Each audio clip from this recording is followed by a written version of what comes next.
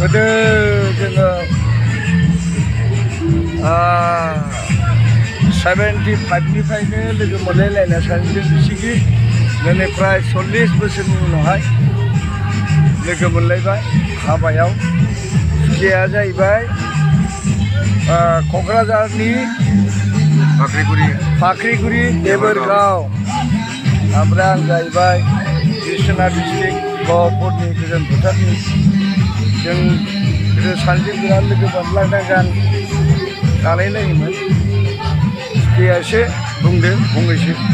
मा बुंनो बुंलालै नोंगौ सुखिनि बुंनाया सैथो बे नंगौ। माने मोनसे हाबायाव माने जोंनि बिबोनाय फिसानि हाबायाव ज' लोगो मोनलायबाय। बैनायनि न'खराव बैनाय जादों आंनि बिनानाव असे।